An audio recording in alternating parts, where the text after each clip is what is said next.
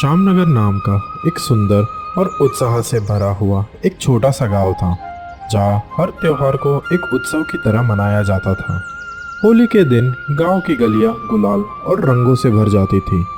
गांव का हर एक आदमी होली के रंग में रंग जाता था, मगर एक इंसान इस उत्सव से दूर था। विक्रम। विक्रम गांव का सबसे अमीर व्यक्ति था, लेकिन धन ने उसके दिल को कठोर बना दिया था। उसके लिए त्योहारों का कोई महत्व नहीं था और दोस्ती भी व्यर्थ लगती थी। वो सिर्फ सोना कमाने और धन संपत्ति इकट्ठा करने में ही विश्वास रखता था। विक्रम अपने हवेली के अंदर एक बेड पर बैठा हुआ था। ठीक उसी के सामने टेबल पर बहुत सारे सोने के सिक्के और पैसे पड़े हुए थे। तभी उसका सेवक आता है और कहता है, मालिक, गांव वाले आपको होली की तैयारी करने के लिए बुला रहे हैं। होली? हाँ, ये सिर्फ गरीबों का त्योहार है। जो लोग पैसा नहीं कमा सकते, उन्हें इन छोटे छोटे त्योहारों में खुशी ढूंढनी पड़ती है। तभी विक्रम वहां पड़ा एक सोने का सिक्का सेवक को देता है और कहता है, ले, ये गांव वालों को चंदे में दे दे, और याद रख, पैसा ही असली रंग है। सेवक सिक्का लेता है, लेकिन उसकी आंखों में दुख और निराशा थी। वो बिना कुछ कहे वहां से चला जाता है। विक्रम कभी रमेश का सबसे अच्छा दोस्त था, पर जैसे जैसे पैसे बढ़ते गए, दोस्ती पीछे छूट गई।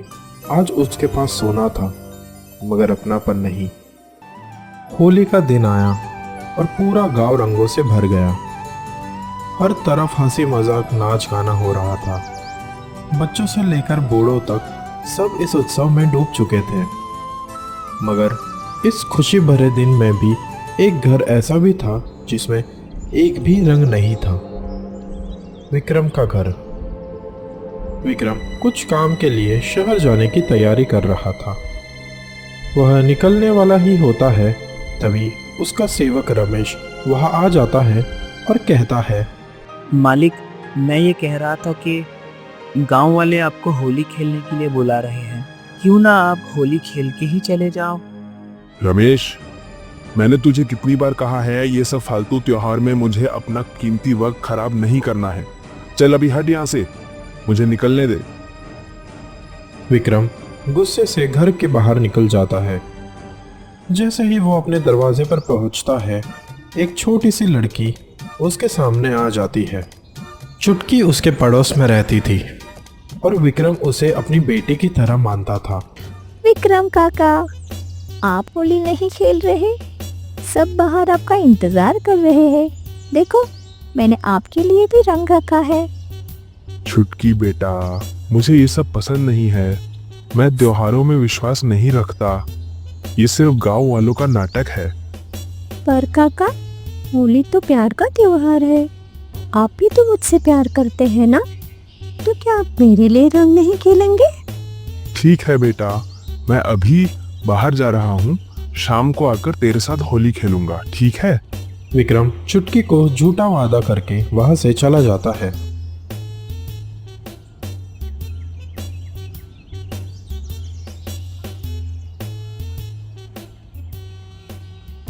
विक्रम एक नदी के किनारे से चलता जा रहा था। तभी ठीक सामने से एक अत्यंत बूढ़ी औरत उसके सामने आती है और कहती है, बेटा, मेरे पास कुछ रंग है।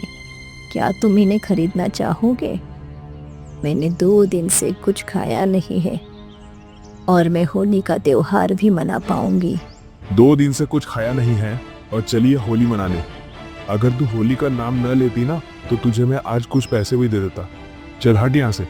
तुझे बहुत घमंड है ना तेरे धन पर। तुझे मैं श्राप देती हूँ, ये तेरा धन ही तेरा विनाश करेगा। तू जो भी चीज छुएगा वो सोने में बदल जाएगी। तू अपने लोगों के लिए तरसेगा। तू भी बहुत अच्छा मजाक कर लेती है बुढ़िया। चल अभी रास्ते से हट, मुझे बहुत काम है। यह कहकर विक्रम वहां से चला जाता है। दोपहर होती है। विक्रम अपना सारा काम खत्म करके घर के लिए लौटता है।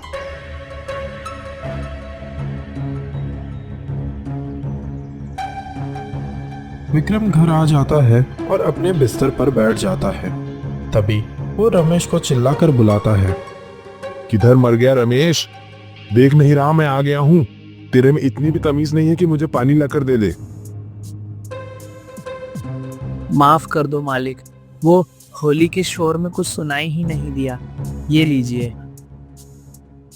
जैसे ही विक्रम ग्लास को हाथ लगाता है वो ग्लास सोने में बदल जाता है। रमेश ये चमत्कार देख के हैरान हो जाता है और कहता है।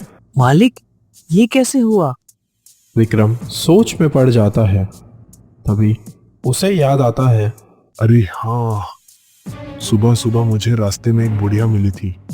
उसने कुछ कहा था कि मेरा धन ही मेरा श्राप बनेगा। तुझे बहुत घमंड है ना तेरे धन पर।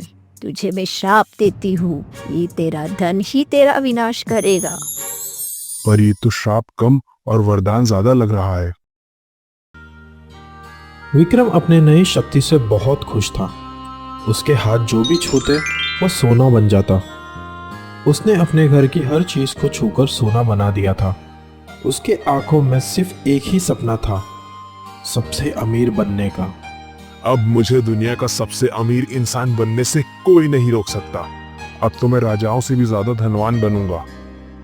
तभी वहां चुटकी आ जाती है।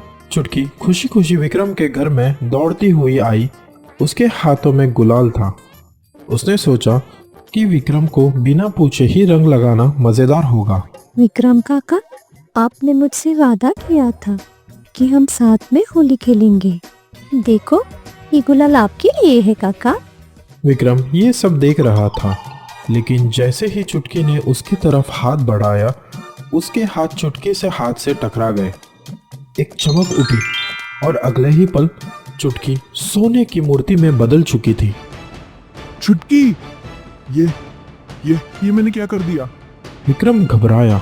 उसका दिल जोर से धड़कने लगा। वो चुटकी को हिलाने की कोशिश कर रहा था, पर अब वो एक मूर्ति बन चुकी थी। एक सुंदर लेकिन निष्प्राण सोने की मूर्ति। तभी घर के अंदर रमेश आ जाता है। मालिक, मालिक, ये क्या हो गया? चुटकी। विक्रम ने घबराए हुए रमेश के हाथ पकड़ने की कोशिश की, और जैसे ही विक्रम ने उसका हाथ छुआ एक और चमक उठी और रमेश भी सोने की मूर्ति में बदल गया। नहीं रमेश, ये मैंने क्या कर दिया? अब उसके पास दुनिया का सारा सोना था, लेकिन ना कोई सच्चा दोस्त था और न ही चुटकी जैसे उसे अपनाने वाली एक प्यारी मित्र। विक्रम अब बहुत डरा हुआ था। उसका मन पहली बार पैसे देखकर नहीं, दोस्तों को खोकर कांप रहा था। उसे याद आया वो बुढ़िया, वही बुढ़िया जिसने श्राप दिया था। वो तुरंत भागते हुए उसी जगह पहुंचा जहां सुबह उस बुढ़िया से मिला था। कहाँ गई वो बुढ़िया? मुझे माफ कर दो, मैं गलत था, मुझसे गलती हो गई। मेरे अपने ही लोग मुझसे छिन गए। मुझे नहीं चाहिए ये सोना। वो पूरे गांव में उस बुढ़िया को ढूंढने लगा, हर गली और हर मोड़ पर। दिन ढलने लगा, सूरज अस्त हो गया और वो उसी नदी के किनारे आकर बैठ गया। तभी एक पुरानी जानी पहचानी सी आवाज सुनाई दी। अब तुझे समझ आ गया ना बेटा? विक्रम ने आंसू भरी आंखों से देखा। सामने वही बुढ़िया खड़ी थी, हाथों में एक छोटी सी मटकी लिए। अम्मा, मुझे माफ कर दो। मुझे अपने दोस्तों की जरूरत है। मुझे सोना नहीं, बस चुटकी और रमेश वापस चाहिए। तेरा ये दिल अभी भी शुद्ध हो सकता है बेटा। ये मटकी ले जा और जिस भी इंसान को तूने सोना बनाया है उस पे ये रंग लगा दे, वो वापस जीवित हो जाएंगे। विक्रम ने तुरंत मटकी ली। बिना समय गवाए भागते हुए वो अपने घर पहुंचा। सबसे पहले उसने चुटकी के सोने के शरीर पर रंग डाला। एक चमक उठी और चुटकी ने अपने आंखें खोली। विक्रम काका, आप कहाँ चले गए थे? मैंने सोचा आप मुझे भूल गए। नहीं बेटा, कभी नहीं। फिर विक्रम ने रमेश पर भी वो रंग डाला और वो भी वापस जीवित हो गया। मालिक, ये सब क्या हो रहा है? रमेश, अब मुझे समझ आ गया है। पैसा ही सब कुछ नहीं होता, दोस्तों और परिवार के बिना ये सब बेकार है। उस दिन के बाद विक्रम बदल गया। उसने अपनी पूरी दौलत गांव के लोगों के बेहतरीन जीवन के लिए दे दी। अब हर होली सबसे पहले वो चुटकी के साथ रंग खेलता। होली सिर्फ एक रंग का त्योहार नहीं, ये दोस्त, परिवार और प्रेम का त्योहार है। पैसे कभी रिश्ते नहीं बना सकते, मगर प्रेम से हर रिश्ते की जीत होती है। अगर आपको हमारे किस्से और कहानियाँ पसंद आते हैं तो हमें सपोर्ट करने के लिए ज़रूर लाइक, कमेंट और सब्सक्राइब करना ना भूलें। मिलते हैं अगले वीडियो में।